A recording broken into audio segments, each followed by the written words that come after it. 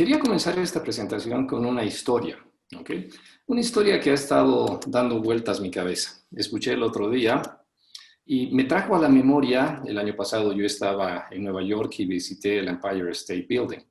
Eh, y hay algo interesantísimo, en realidad hay muchas cosas interesantes acerca de este edificio icónico de Nueva York. Un tema interesante es que el constructor principal de este edificio, el visionario detrás de esta idea, John Rakoff. John Rakoff había sido el general manager, el CEO de General Motors, la compañía General Motors. Y en un cierto momento de la historia, él decide vender sus acciones y consigue 21 millones de dólares. Y con ese dinero, se presta dinero de otros financiadores para empezar la construcción de este edificio. El presupuesto inicial, 60 millones de dólares. Pero es el año 1929. Entonces, 1929, él tiene 60 millones de dólares de presupuesto y viene la Gran Depresión. Viene la Gran Depresión y la Bolsa de Valores y el Black Friday, ¿sí? Ese viernes trágico para la Bolsa de Valores en Estados Unidos. Y entonces él se encuentra en una situación muy delicada porque los intereses corren. Y entonces él dice, bueno, voy a construir este edificio en 18 meses. Entonces imagínense la proeza de ingeniería de tener que construir un edificio de 381 metros en 18 meses, con 3,000 y tantos trabajadores, en un lugar de la ciudad que era precisamente el centro. Entonces, bueno, varias cosas comenzaron a jugar en su favor. La primera de ellas es que él consigue un equipo de arquitectos expertos. Para poner esto un poco en la historia, ya para el año 1930 había una escuela de arquitectos que llevaban décadas construyendo rascacielos en Nueva York y en Chicago. Ambas ciudades se disputaban qué ciudad tenía el edificio más alto. Entonces existían los arquitectos expertos y existían trabajadores expertos. Pero bueno, igual la tarea era muy difícil. Comenzaron la construcción del edificio, para irnos al final de la historia, no lo construyeron en 18 meses, lo construyeron un poco menos. Se tardaron un año y un poco, economizaron como 4 meses y economizaron 19 millones de dólares. Si ustedes buscan un proyecto que haya terminado antes de tiempo, con el cronograma, incluso siendo reducido, con mucho menos dinero gastado y cumpliendo las especificaciones, ese es el Empire State Building. Para que tengan una idea, el Empire State Building también trajo una innovación importantísima, el uso de vigas de acero. Antes de este edificio, todo se construía con concreto. Consecuentemente, el peso del edificio se recargaba en las paredes y no en los cimientos del edificio.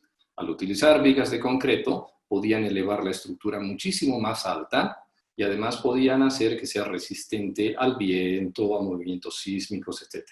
El otro gran detalle es que en términos de aprovisionamiento de materiales, se tardaban 18 horas desde poner un pedido de una viga hasta que se forje la viga y hasta que la traigan a la puerta del edificio y los trabajadores puedan subirla.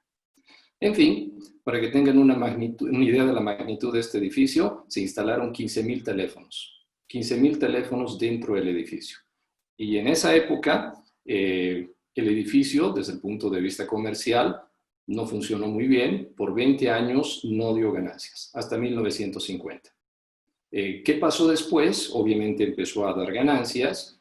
Hoy en día, más de 60,000 personas, bueno, antes de la pandemia, más de 60,000 personas visitaban o trabajaban en este edificio diariamente.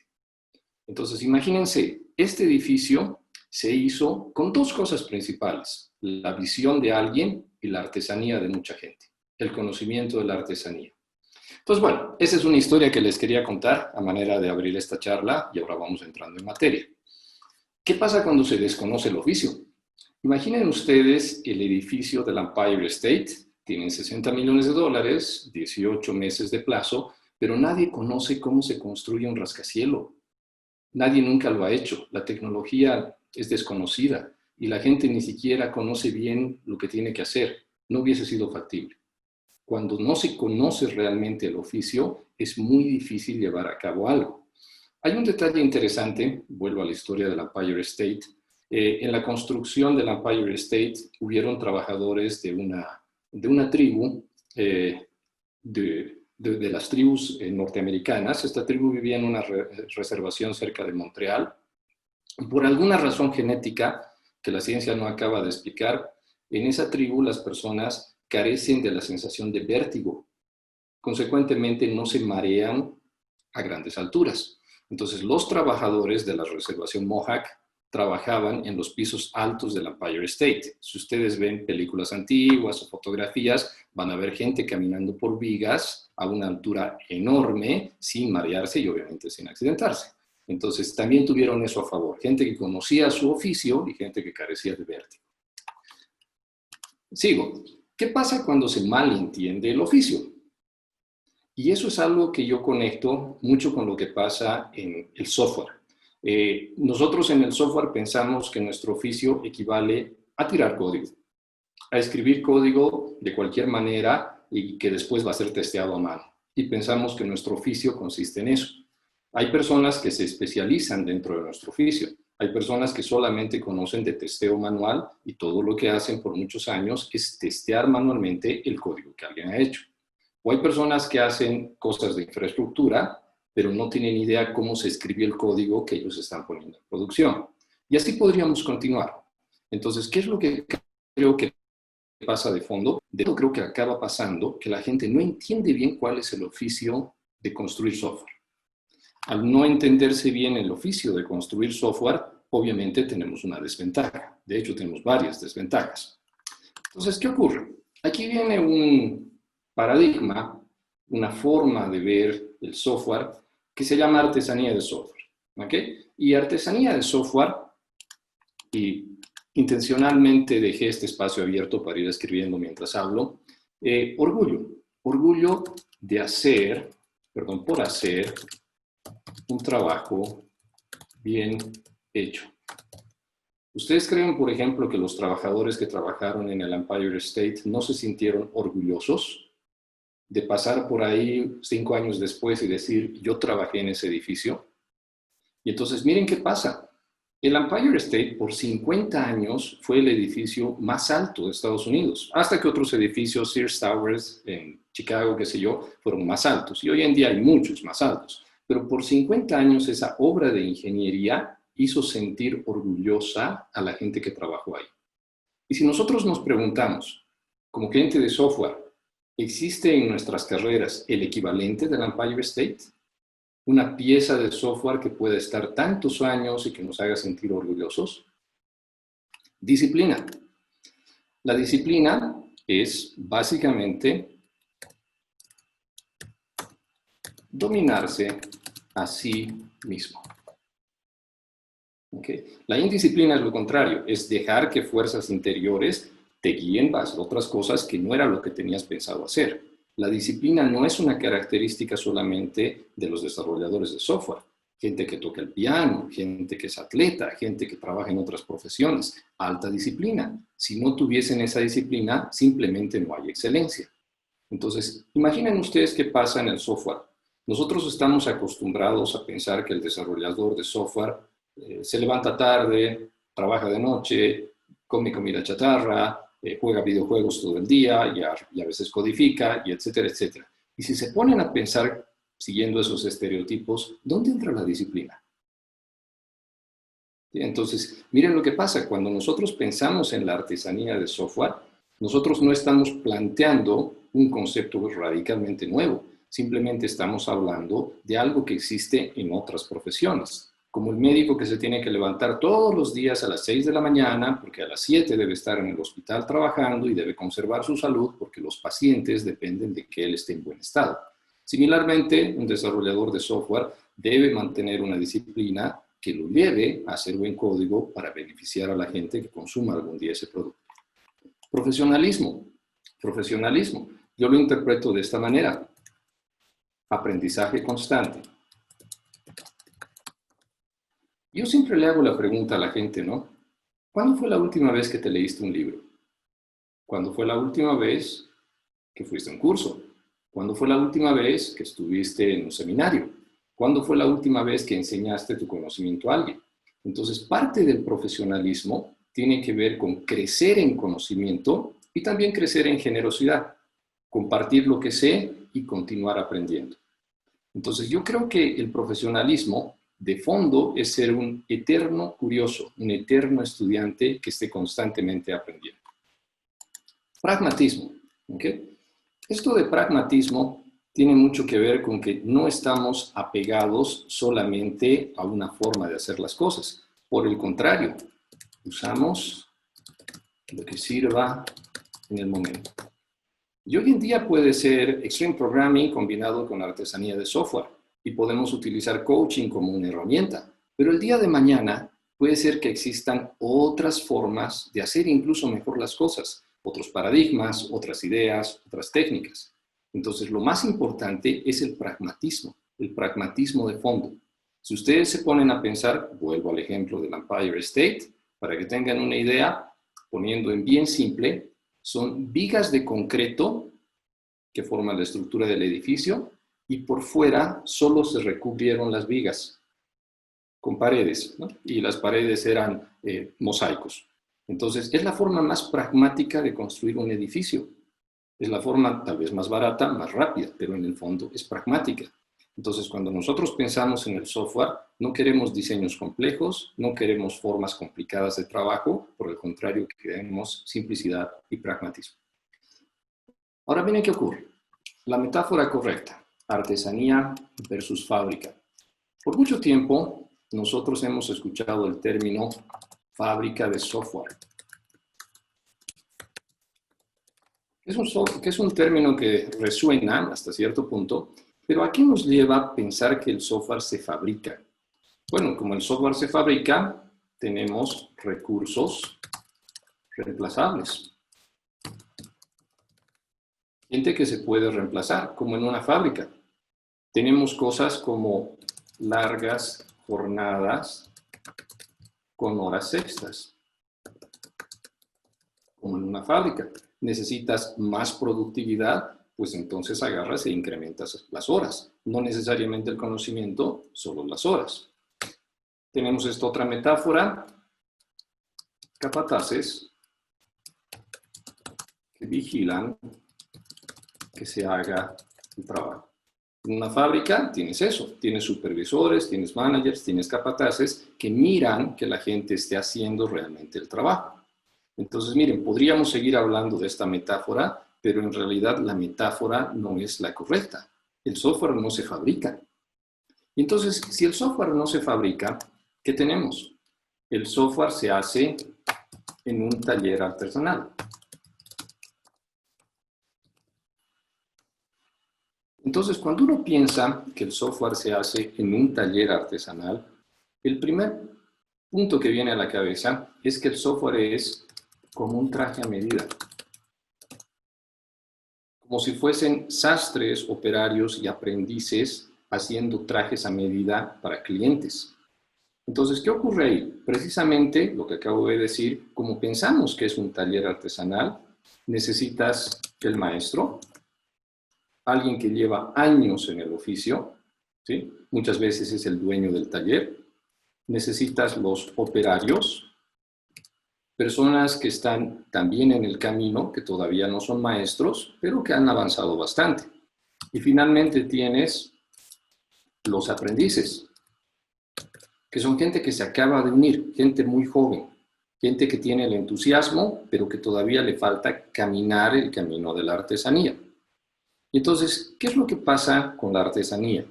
La artesanía se pasa de generación a generación y tiene énfasis en la calidad.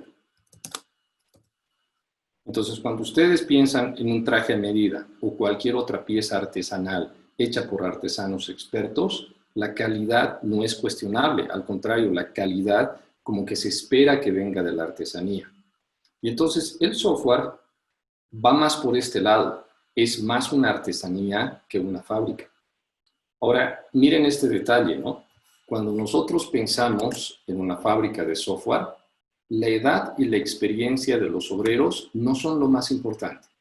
Es más importante cuánto capital tienes, qué máquinas tienes, qué materia prima tienes. Eso es más importante. Si lo trasladamos a software, podríamos decir que con gente que tiene 21 años, con computadoras poderosas y con oficinas que tienen buen aire acondicionado, debería salir buen software. Pero en la realidad, no sé si ustedes concuerdan, eso no es suficiente, porque aunque tengas la gente joven, las computadoras poderosas y la buena oficina, no acaba funcionando porque falta algo más.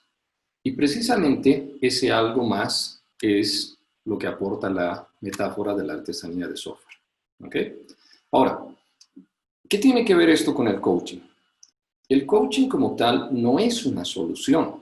El coaching como tal es un vehículo para darnos cuenta de que muchas cosas las hemos venido haciendo mal. Entonces, el coaching nos podría ayudar quizás a ver que la gente ha estado utilizando la metáfora equivocada, que en lugar de fábrica nosotros deberíamos pensar en taller artesanal. Y si pensásemos utilizando la metáfora correcta, ese es un punto de entrada para comenzar a meter un cambio más profundo. Entonces, muchas veces, cuando la gente se da cuenta que el software no se fabrica en componentes en una línea de producción, comienza un cambio más profundo. ¿Ok? Entonces, bueno, siguiendo acá. El coaching puede ayudar a la gente a ver, un typo, a ver en la artesanía de software la ideología en la cual creer. Entonces, miren qué pasa, ¿no? Artesanía de software es algo que a mí me gusta mucho, es una ideología muy interesante, más como decía antes, el pragmatismo viene primero. Hoy tenemos artesanía de software, en unos años quizá tengamos otra cosa, pero de momento es algo que está ahí y que nos puede ayudar bastante. Entonces, el tema es que el coaching tiene que hacer que la gente se dé cuenta de que esta es una cosa que puede ayudarlos. Entonces, miren, dentro del coaching hay una idea muy interesante que ni siquiera es del coaching, es prestada de la filosofía, que tiene que ver con ideas propias versus ideas alquiladas, rentadas. Una idea alquilada o rentada es cuando yo los convenzo a ustedes. Los convenzo de alguna manera y la idea que yo les estoy pasando no es de ustedes. Ustedes la escucharon de mí y de alguna forma tratan de apropiarla, pero en realidad no creen en esa idea porque esa idea es mía. Es muy diferente cuando la gente piensa, se le ocurren ideas o al menos siente que ellos crearon una idea. Entonces, cuando la gente siente que una idea es propia, tiende a defenderla, tiende a expandirla, tiende a hacerla más poderosa. Entonces, ¿cuál es la lógica del coaching? La lógica del coaching en este caso es comenzar a abrir los ojos de la gente para que la gente se dé cuenta que quizás artesanía de software es algo que nos pueda ayudar, pero que ellos se den cuenta, no que yo lo venda. Ese es el tema. Entonces, un error que uno podría cometer como coach es desesperarse y decir, gente, artesanía de software es la solución, hagamos software artesanalmente. ¿Ok? Y ahí no funciona, porque ahí estamos impulsando una idea con fuerza, una idea mía, pero no una idea de ustedes. Ahora, sigamos acá. La artesanía de software no es la única solución a los problemas técnicos. Hace un tiempo yo estaba en unas llamadas con unos colegas muy interesantes y ellos, cuento una historia pequeñita, ellos tenían un producto tecnológico muy interesante que tenía muchísimo testing acoplado y que tenía unit tests excelentes y que no habían utilizado TDD. Y entonces ellos me decían, para nosotros TDD no nos gusta, no nos funciona bien, nosotros hacemos los unit tests, pero no seguimos el ciclo de TDD.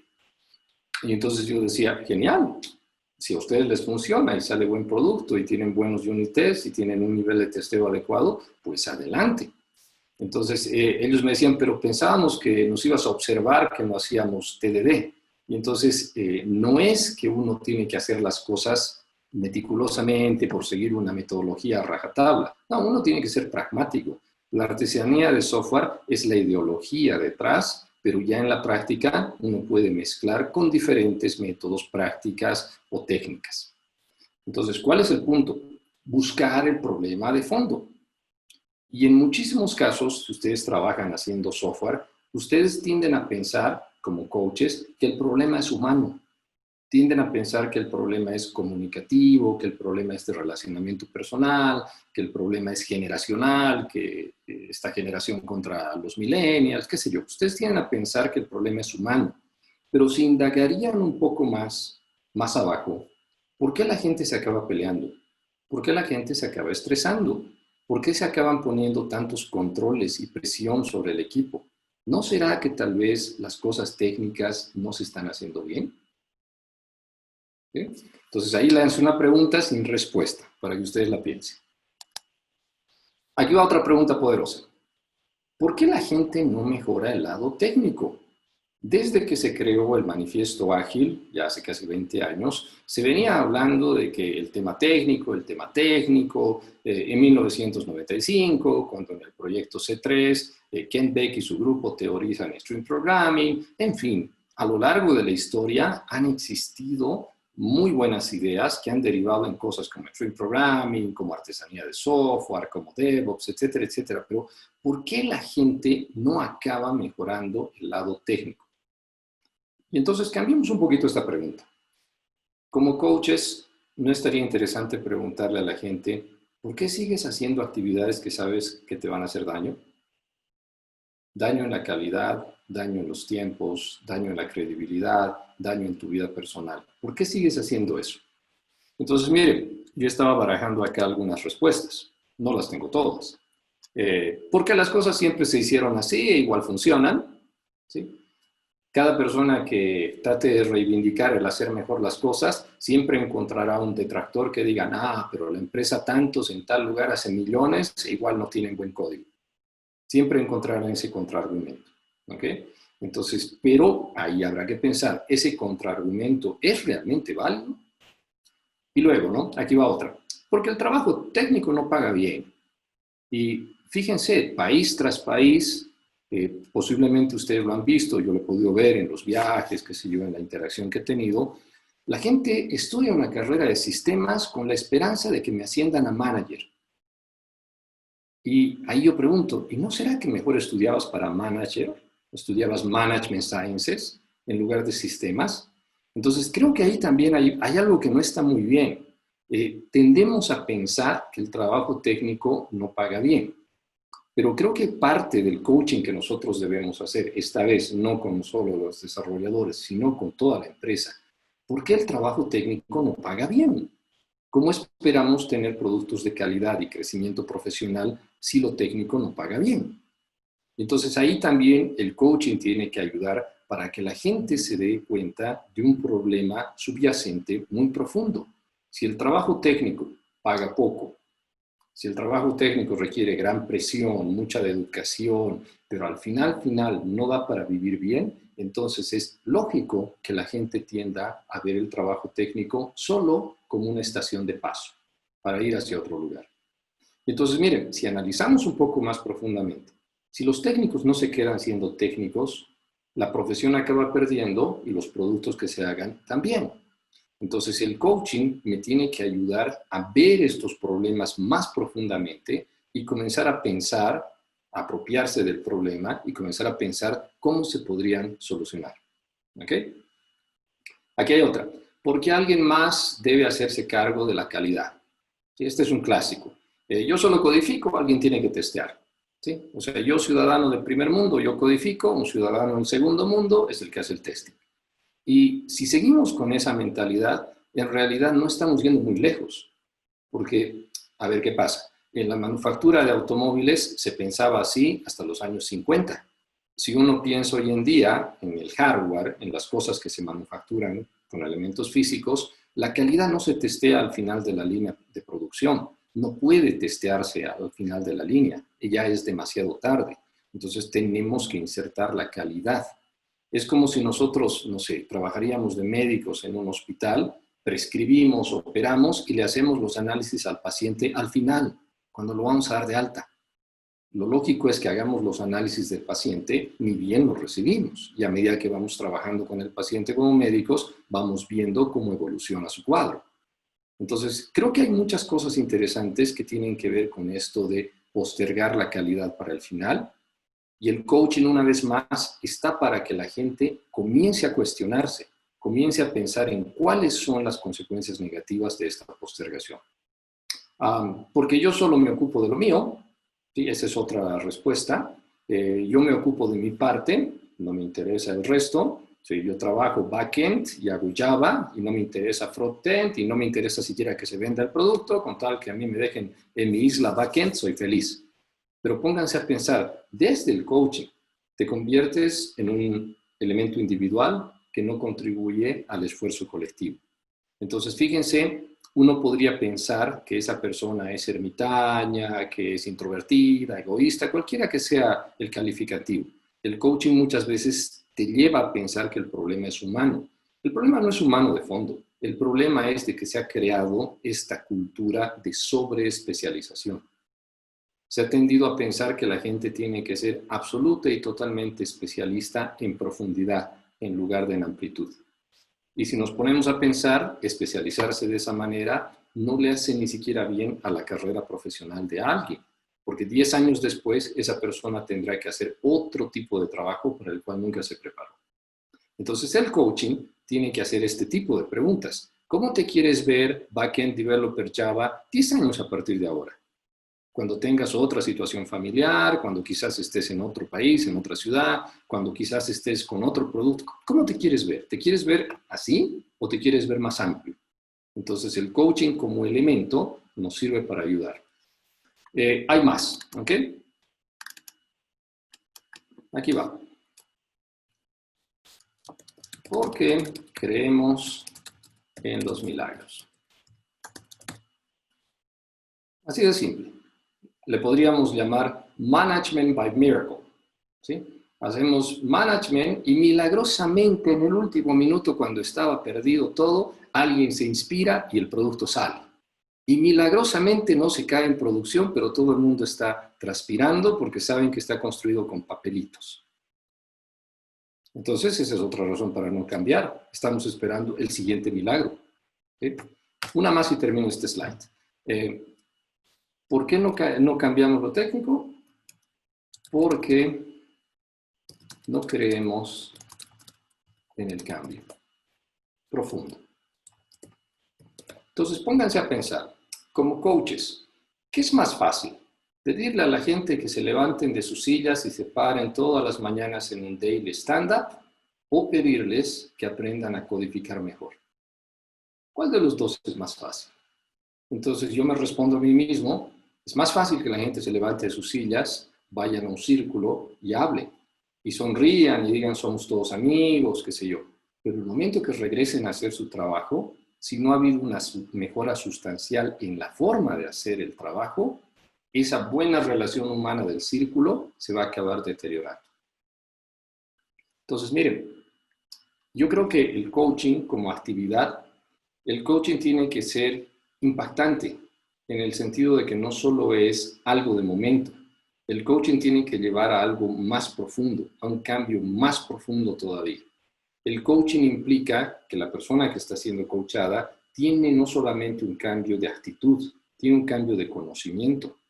Y muchas veces el cambio de conocimiento es el que otra vez se refleja en la actitud. Entonces el coaching acaba siendo incompleto cuando solamente cambio el lado actitudinal. Me relaciono mejor, sonrío más, soy más amable, pero sigo codificando mal. Entonces ahí no funciona. Y vamos, la siguiente. Pero ¿cuál es el problema de fondo? ¿Cuál es el gran problema de fondo? Y antes de responder a esta pregunta, quiero que piensen un poco, ¿no? Si los problemas del software hubiesen sido resueltos 2 décadas atrás, supongamos que si volvemos atrás en el tiempo, cuando se hizo el manifiesto ágil, tal vez, yo obviamente no estaba ahí, ¿no? Pero tal vez si se hubiese explicitado que no solamente se trataba acerca de las personas, de los procesos, de la forma de relacionarse, de no desperdiciar, en fin. Si se hubiese explicitado, si se hubiese puesto en letras bien grandes, codifique mejor, tal vez el problema se hubiese podido resolver. Pero miren qué ha ocurrido. Han pasado ya como 2 generaciones de Agile Coaches y en este momento muchos nos estamos dando cuenta que lo técnico siempre fue importante. Y entonces ese es un error que no podemos cargar a la siguiente generación de coaches para los próximos años. Por el contrario, hay que empezar a reflexionar que lo técnico y lo humano, los dos factores, son como una mano dentro de un guante. ¿sí? Los dos tienen que encajar. Y siguiendo acá, un cambio cosmético solo araña la superficie. Y puse acá una fotografía de cosméticos, porque los cosméticos tienen la ventaja de que se venden bien. Lo cosmético siempre vende. Uno va a una empresa y lo cosmético siempre va a vender mejor. Como Agile Coach de lo cosmético, siempre tendré más oportunidades que como Agile Coach de lo técnico y lo profundo. La razón es simple, lo cosmético es menos disruptivo, pero en ningún lugar de la agilidad se dijo que la agilidad tenía que ser conservadora del status quo. Por el contrario, la verdadera agilidad es disruptiva. Entonces, ¿qué tenemos? Hay que ir más profundo de la superficie. La superficie está bien, pero no acaba solucionando el problema. ¿Ok? El coaching me debe permitir ver más allá. Creo que una de las características primordiales de un coach es que no ves el estado presente de la gente, de la organización, de las cosas. No ves el estado presente. Ver el estado presente sería un poco realista, sería un poco quizás conformista. No. Como coach uno tiene que ver el potencial. Uno tiene que ver el potencial de lo que la gente puede llegar a ser, de lo que la gente puede llegar a conseguir. Hay una frase muy interesante que la escribió, haciendo otro paréntesis, un escritor uruguayo, Eduardo Galeano, que decía, ¿no?, que personas pequeñas, en lugares pequeños del mundo, trabajando todos juntos, pueden hacer grandes cambios. Entonces, creo que los coaches son ese tipo de personas pequeñas que trabajando en pequeño, con gente que realmente se alinea, haciendo cambios pequeños, eventualmente podemos hacer algo grande. Y esa es la visión de un coach. Esa es la visión de un coach que debe tener. Alguien que está mirando hacia las estrellas, pero todavía con los pies en la tierra. Cuando uno se despega de la tierra y mira demasiado las estrellas, ¿ok? Uno se despega de la tierra cuando uno piensa que solamente mejorando las habilidades blandas, todo lo demás va a estar bien. Pongo un ejemplo. Yo soy un Scrum Master no técnico, nunca hice código, no entiendo, no quiero entender, tengo excelentes habilidades comunicativas, estudié psicología, antropología, qué sé yo, voy a trabajar con un equipo y mejoro el relacionamiento interpersonal. La gente se habla más, hay menos violencia verbal, hay menos sarcasmo, la gente se comunica, qué sé yo. Y en mi percepción, ya están haciendo Scrum. Ya lo tienen, vienen a las reuniones, hacemos las dailies, hacemos todo bien, como dicta el manual. ¡Pam! Tenemos Scrum.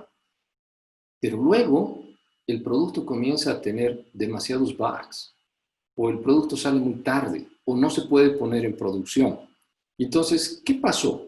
Yo como Scrum Master técnico que no entiendo la tecnología, que no entiendo de desarrollo software, me acabo cuestionando y digo, ¿qué pasó con Scrum? ¿El coaching no me está funcionando? ¿Cuál es el problema? Y entonces no es que Scrum no funcione, no es que el coaching como práctica tampoco funcione. No, lo que pasa es que ambas cosas no estaban pensadas para resolver problemas técnicos. Entonces, ¿qué debería pensar yo? Volviendo a la definición inicial de Scrum, Scrum se conceptualizó como un wrapper de Extreme Programming, como algo que envolvía Extreme Programming. Las primeras definiciones de Scrum fueron esas. Cuando Scrum se implementaba en sus primeros años, se hacía Extreme Programming de base y encima se hacía Scrum. Con el pasar de los años, esa definición se perdió en el tiempo. Las consecuencias, todos las hemos vivido. Tratar de hacer Scrum, manteniendo las prácticas técnicas de siempre, no acaba funcionando bien. Entonces, ¿qué hago yo como Scrum Master no técnico? Como Scrum Master no técnico, tengo dos alternativas. La primera de ellas es aprender. La segunda de ellas es hacer Pair Scrum Mastering. Hacer Scrum Mastering con un par técnico. Yo, Scrum Master, hago Scrum del lado proceso, gente, etcétera, y el otro colega mío, que no tiene el nombre de Scrum Master, le podemos llamar Team Member, lo que quiera que sea, mentorea a la gente en las prácticas técnicas. Entonces, los mejores resultados que yo he vivido, que he observado, es cuando uno acaba teniendo dentro de sí mismo ambas habilidades o trabajando en un par para juntos tener esas habilidades que ofrecer para un equipo. Entonces, mire, cuando no tengo eso, cuando no tengo esa visión de mejorar lo técnico, cuando no tengo las posibilidades, cuando no tengo el par, estoy mirando demasiado a las estrellas y me he despegado del suelo. Entonces, ¿qué tengo que hacer? Volver atrás, volver a pisar tierra. Y noten lo siguiente, ¿cómo esperamos que gente que simplemente se comunica mejor, pero trabaja como de costumbre, mejore sustancialmente la calidad del producto que construye? Desde luego la comunicación va a ayudar, pero se va a quedar corta, van a llegar a un techo y ese techo se los va a poner sus prácticas técnicas y su conocimiento del oficio. ¿Ok? Entonces, bueno, sigo avanzando. El coaching por sí solo no resuelve problemas, ¿sí? Hoy en día está muy de moda decir agile coaching, como la nueva panacea, como la nueva cosa que trata de solucionar un montón de temas. En realidad no. Scrum, decíamos hace años que era lo mismo. Scrum te mostraba, te permitía irradiar información, te permitía ver diferentes perspectivas de algo que estaba ocurriendo, pero no necesariamente te decía cómo resolver. Entonces, miren qué pasa. El coaching como tal te transparenta problemas, situaciones, carencias, deficiencias, temores, te hace que esas cosas sean visibles. Y a partir del coaching, nosotros no podemos decirle a la gente cómo resolver esos temas, porque eso sería gestionar a la gente. Y nosotros no queremos gestionar a la gente. Ese es un principio básico. La gente se autoorganiza. Nosotros lo que queremos es ayudar a que la gente gestione sus propios problemas, deudas de conocimiento, temores y etcétera.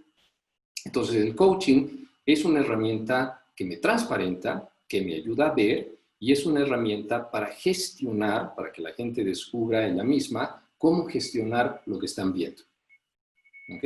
Entonces, hago una analogía. Hace tiempo atrás, yo fui al médico, cuento una historia personal. Voy al médico y me dice, Juan, estás bien de salud, pero el azúcar en tu sangre está un poco elevado. Y yo le digo, debe ser porque como chocolates todos los días, café y chocolates, dos cosas a las cuales no puedo renunciar. Y entonces el médico me dice, bueno, ¿te das cuenta del problema? Y yo le digo, no tengo idea.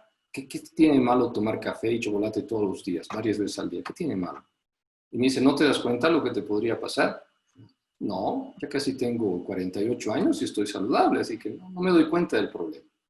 Entonces el médico me dice, bueno, no te voy a decir cuál es el problema, lee esto. Y me da un folleto con información acerca de la diabetes. El médico no me dice, tú te vas a enfermar, no me dice, no me amedrenta, nada, solo me dice, infórmate, lee esto. Entonces yo me voy a mi casa, olvido el tema, 2 o 3 días después encuentro el folleto y comienzo a leer. Comienzo a ver la página web y me doy cuenta de que, demasiada azúcar podría causar diabetes. Entonces, ¿qué hace la diabetes en una persona? Y comienzo a investigar. Entonces me apropio de la idea. Me apropio de la idea porque es algo que me afectaría a mí directamente. Entonces me apropio de la idea, veo el problema y comienzo a pensar en cómo voy a resolver el problema.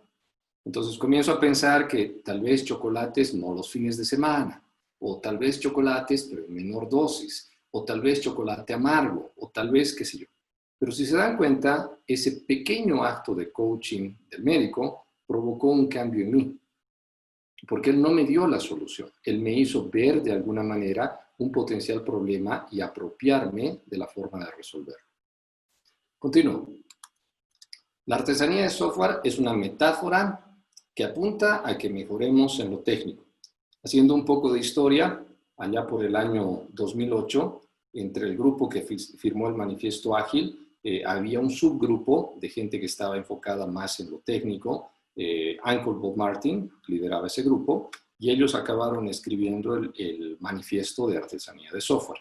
Ese manifiesto surgió como una reacción porque ellos percibían que el mundo había sido dominado por Scrum, que no estaba mal, pero que la gente de tanto tomar cursos de certificación de Scrum se habían olvidado del componente técnico. Entonces, artesanía de software sirve para recordarle a la gente que lo técnico es igualmente importante que lo humano. Ambas cosas deben estar equilibradas. Si hay un desequilibrio, entonces no va a acabar funcionando. Entonces, miren qué pasa, ¿no? Este equilibrio de trabajar bien, conocer al compañero, comunicarse efectivamente, relacionarse, evitar desperdicios de varias maneras, combinado con sólidas prácticas de ingeniería, eso es lo que realmente tiene sentido. Provocar el desequilibrio a un lado o al otro acaba siendo malo. Una más. Quizás si cambiamos lo técnico y lo humano, tengamos chance de resolver los problemas inherentes del software. Este es un quizás, no sé, no tengo la respuesta, no puedo garantizarles que si resolvemos estas dos cosas solamente, todo va a estar bien en el software. Puede que sí, puede que no, pero lo que yo he podido ver desde mi experiencia, he podido observar en estos años, es que cuando no se acaban resolviendo los dos lados, siempre nos quedamos cortos. Y otra de las características de Scrum, no solamente de Agile, es que somos soñadores ambiciosos. No aspiramos a resolver solamente problemas pequeños. Aspiramos, como dice la frase del Scrum Alliance, a cambiar el entorno de trabajo. Si nosotros queremos realmente cambiar el entorno de trabajo, no se trata solamente de pararnos en un daily, se trata de cambiar holísticamente todo el entorno de trabajo. La forma como nos comunicamos, la forma como concebimos productos, la forma como codificamos. Entonces, gente, de eso se trató. Y me quedan 3.3 minutos para alguna pregunta si es que alguien tiene.